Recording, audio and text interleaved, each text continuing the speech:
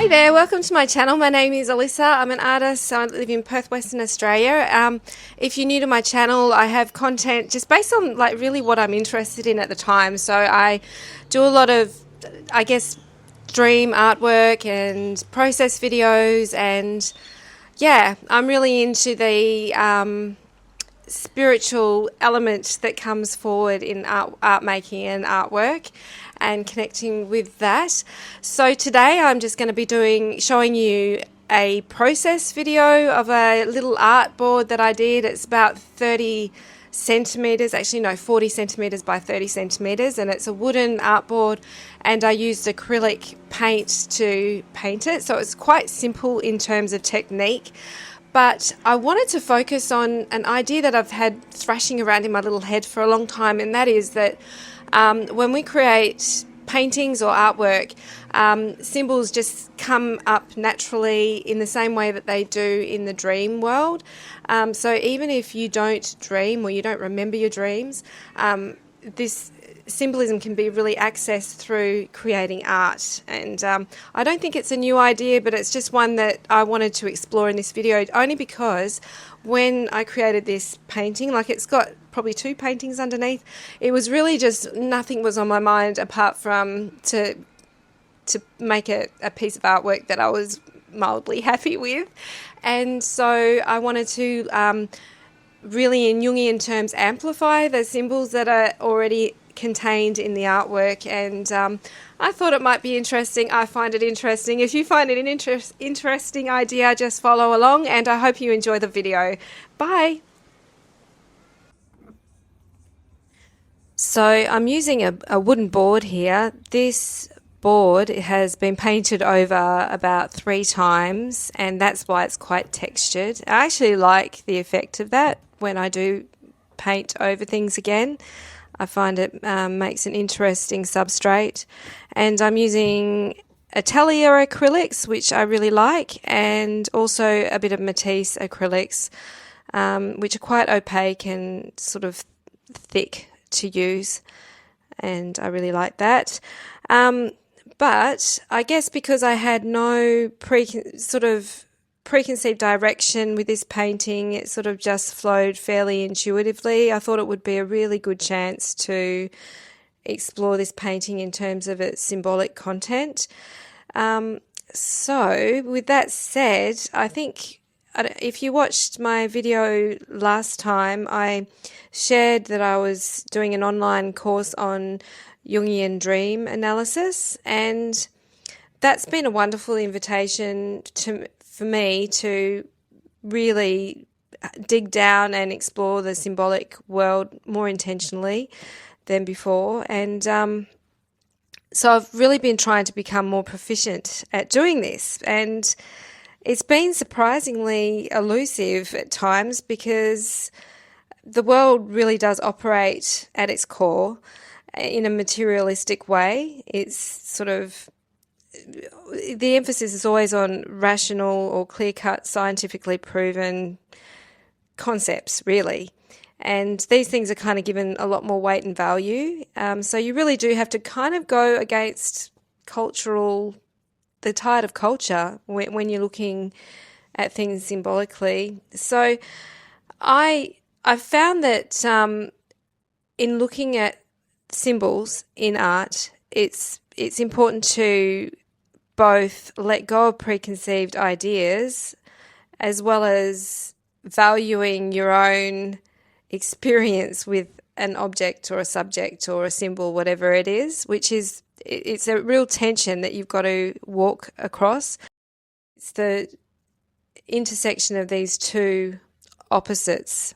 So getting the lens from far away as an alien, and being able to engage with my own story. It's both those things.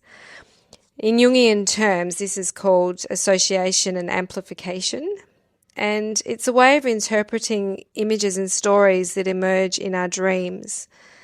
And this framework, to me, I've mentioned before, it also provides such a wonderful way to engage with artwork, because the images we create often contain unconscious psychological content. and it's really mysterious, it's numinous, it points to the spiritual world often. And so our associations that we have, our personal associations, relate to sort of ideas, memories, emotions that we have on a subject or an object, or obviously a symbol. That said, you know, the other side of it, looking at the archetypal content, is overarching and universal. So I'll give you an example of just how these opposites play in together. So in this painting, I've got some purple trees that form in the background. They look a little bit like mountains in the distance, but they are actually purple trees. So I associate purple trees with the jacaranda trees, which bloom prolifically all around Perth in spring. And I often think, you know, they're so beautiful and how lucky I am to have them lining my street. And they're just glorious.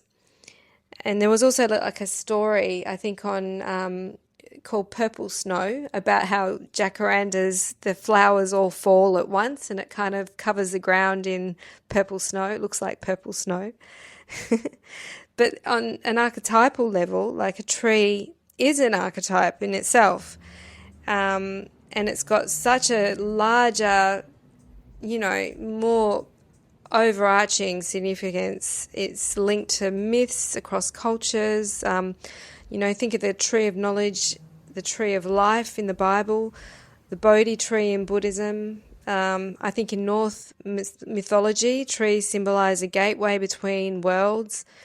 And in Celtic lore, they are the embodied presence of spiritual beings. So that's amongst other things, amongst many, many other things. They're just a few small examples. So one way of thinking of our associations and the universal and how they interplay is that the archetypal content is like the rich soil of the earth, and our personal associations are the individual seedlings sprouting up from the ground. And I feel like that kind of gives a good picture of the contrast and how we need to navigate looking at these symbols. So that said, another lens I want to sort of bring up, or another point I want to bring up, is the way the imagination, which is expressed in all kinds of artwork, not just painting, how it's closely linked to our dreams. I have a beautiful quote from Robert Johnson, who wrote a book called Inner Work, which is on active imagination. But he says, dreaming and the imagination have one special quality in common: their power to convert invisible forms of the unconscious into images that are perceptible to the conscious mind. That is why we sometimes feel as though dreaming is the imagination at work during sleep, and the imagination is the dream world flowing through us while we are awake. I should probably say that one again. Dreaming and the imagination have one special quality in common: their power to convert the invisible forms of the unconscious into images that are perceptible to the conscious mind. That is why we sometimes feel as though dreaming is the imagination at work during sleep, and the imagination is the dream world flowing through us while we are awake.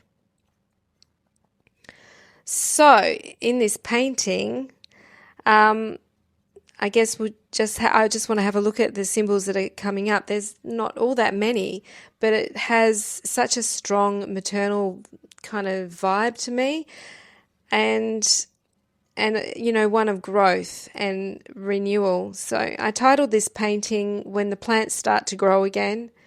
It's not very poetic, but it describes it.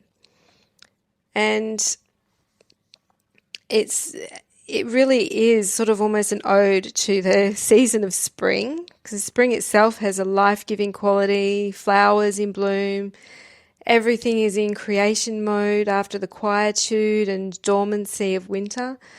And attached to spring is the idea of newness of life, so regeneration, birth, and in particular here, childbirth. That the figure appears pregnant was very unintentional. I think it's such a captivating thing that within all of us is the potential to bring forth life. So it got me to research, the idea of the fertility goddess or the spring goddess in mythology. And the first story or the first goddess that came up was that the story of Persephone. Her story is a long and convoluted one, and I feel if I go into it too much in detail, it will derail my focus on the images in the painting. So with that caveat, Persephone and her mother Demeter worked in tandem on the earth. So Persephone was the nurturer of plants and animals, and Demeter brought provision in the form of agriculture. That was until one day Persephone was kidnapped by Hades and taken down into the underworld. And Demeter was absolutely grief-stricken at this. On finding that she was missing, she appealed to Zeus to rescue her daughter, but to no avail. So in protest and in her utter grief, Demeter abandoned the land and all her duties to sustain the crops, and therefore there was a massive famine on the land. Eventually, it was agreed that Persephone would come up from the underworld during spring and summer and spend the rest of the year as queen of the underworld with Hades. And the fact that Persephone is connected with both darkness and light, death and rebirth seems very poignant to me. So she's both she comes up from that underworld of darkness and sort of death. And I'm also struck by the powerful mother archetype in Demeter.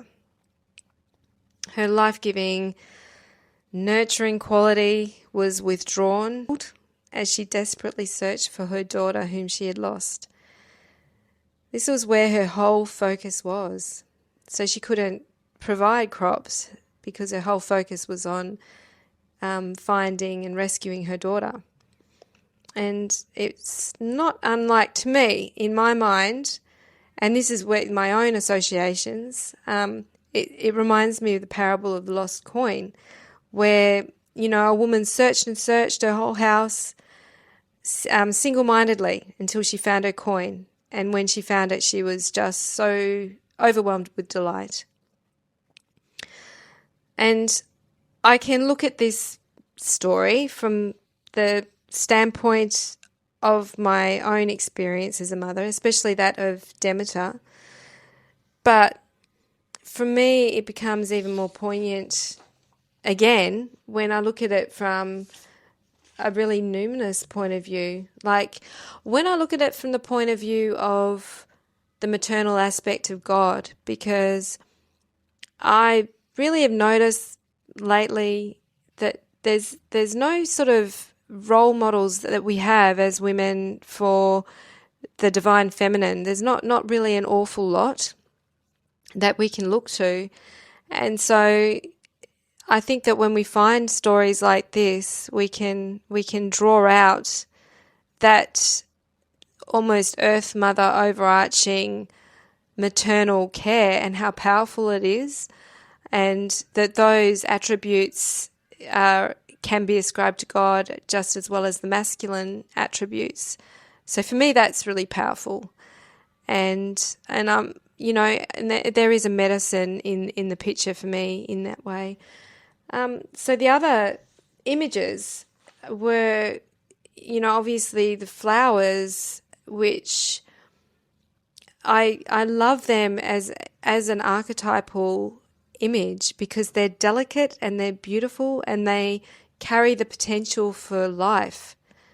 And they look more fragile than they are because when they die and sink into the ground, they just bring forth more abundance. And they just describe to me the exquisite alchemy of life. And like the flower, pregnancy is in the picture. The woman being pregnant is a powerful theme, once again, which has personal and archetypal associations. So even the water around her amplifies that message of birth, childbirth, because the water is in like a womb-like shape as well.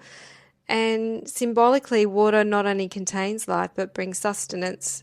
So, I mean, for me, and also it's sort of well known that water is an emotional carrier. We feel the tides, and water is rough or still depending on the environment. Yet if you fall deep enough into the ocean, there's stillness and darkness and silence. Even in this, analogy, looking at the water aspect of this painting, it echoes the Persephone tale in a way, because when you go deep enough into the ocean, there's darkness, stillness, quiet, silence, and it's very, very much a parallel to that dark underground quiet of the earth that Persephone lives in for half of the year before she comes up to bring life and do all the active things on the earth's surface. And I love that tension of opposites.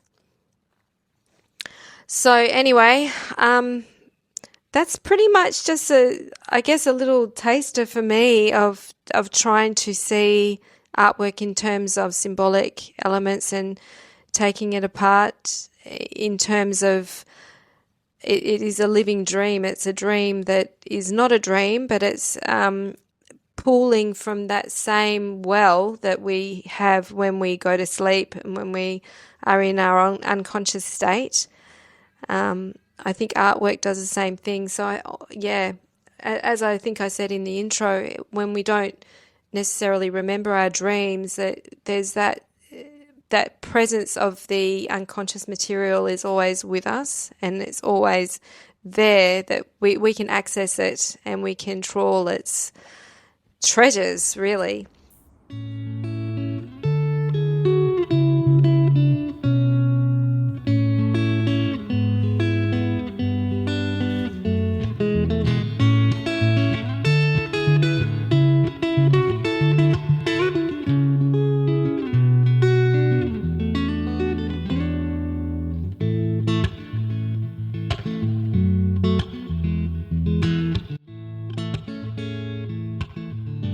If you've watched this far, thank you so much for watching, and I hope you have a wonderful day or a wonderful evening. God bless. Bye.